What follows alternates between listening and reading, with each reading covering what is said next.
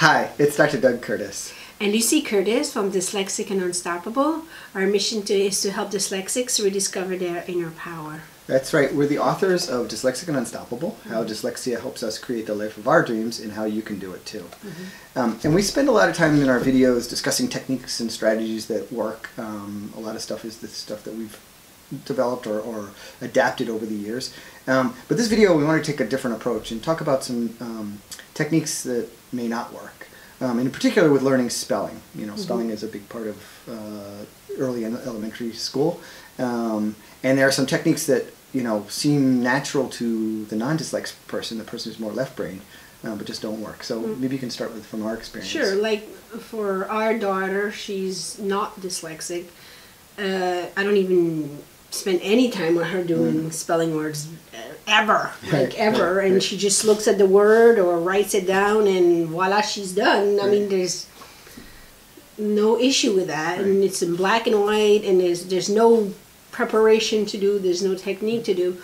But when it came to our son, who's dyslexic, he struggled with, especially like, you know, if it's written on a piece of paper, and a white piece of paper, and then you have lists of words in black, it's like all mixing together and makes no sense and doesn't stick out. And So actually that actually brings up two ways that don't work. One is all the words on one page, right? So the more left-brain person probably doesn't care too much about that.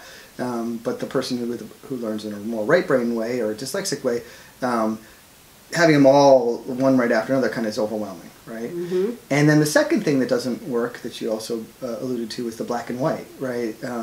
Just strictly black and white, it doesn't stimulate very much of the brain, and it also it doesn't you can't engage the brain. You can't feel like you've got you can pull any meaning or any pattern or anything out of it because it's just black and white. Yeah, exactly. So one of the other things is repetition, right? A lot of times repetition over and over and over again. Well, if we go with an example is when our son would have spelling words and just, you know, if my husband would work with him with the spelling words and he learns, you know, write it down 10 times and repeat it 10 times, and I'd be like, it's not going to work, it's not working, and it's not how he's going to learn it, and it's hard for a left brain person to understand that. And we've had people say, you know, like, you know, we live in a very professional community with doctors and lawyers and things like that are very left brain, and you know, they've learned it this way with the rote memorization, and their kid all of a sudden is like, I'm not learning like that. So the parents have to adapt also.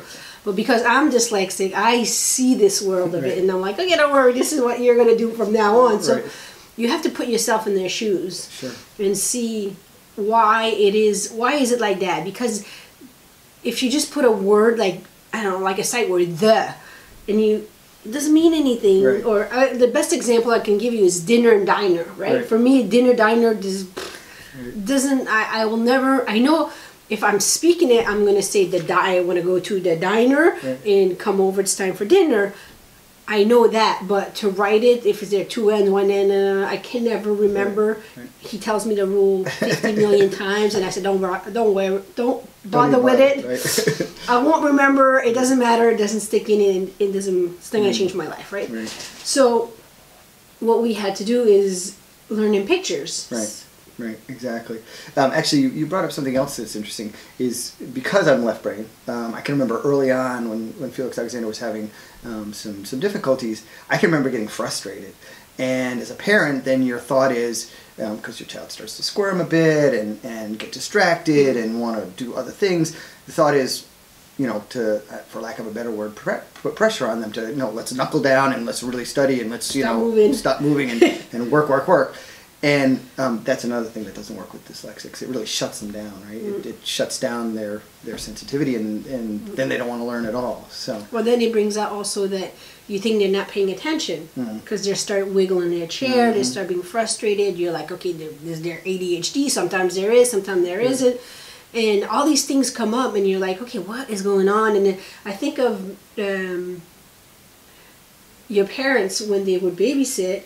Your mom was a the elementary school teacher, and for her, rote memorization is the way to learn. And I'm like, it's not. It's, he's not going to learn it like that. And it was really difficult for them to transition to doing a different method. So you really have to say, okay, who needs to learn these words, me or my child? So you need to learn the new ways of teaching them so they can actually get to learning. Exactly. And remove that frustration, because even if you repeat it 5 million times, if it doesn't work, it's not going to work, and it often doesn't work, right? Well, and that's the beautiful thing, is once you learn the correct way of teaching them, the pressure goes away, because it's much easier. It flows much easier and everything like that. So that kind of brings up, you know, how do you find the right way to teach this? And so what we've done is, you know, we spent a lot of time looking into this and figuring this out. And so we decided, you know what, the best way to do this would actually be to create a product for parents, so that you can either sit with your child or just, you know, play the videos and that kind of stuff. So because that's what we've used. Right. Exactly. This is what we use today. Also, we still learn that way with our child. When he needs, like now he's in 7th grade, he doesn't need us as much because he's using the techniques himself. He still uses it, but I don't need to assist him anymore, which is what we're trying to make your child independent, so that they get the tools so that they can study and learn and be independent. My son is independent now, and he knows how to study for his way of learning, and that's the beauty of it. Exactly. You know. So if you'd like to check that out, we'll have a link below where you can see the more right-brained or more dyslexic way of learning the spelling words, along with a chance to look into a product which we put together with videos and even downloadable flashcards designed specifically for kids with dyslexia in mind. Yeah, we love videos, we love visuals, we love explaining why we do things and why it's done like that and what are we looking for, so that alleviates, like the parent who are left brain, like my husband, who they have no desire, no need to learn that way. They're not gonna see that, right? They don't go that way. And then all of a sudden I'm like, no, I see that, I have to do it. It's like, okay, like let's do it like that, because we just see it totally different. Yeah, exactly. So anyway, check that out. The link will be right down below this, and you know, we think that you'll find it really helpful. All right, thanks a lot.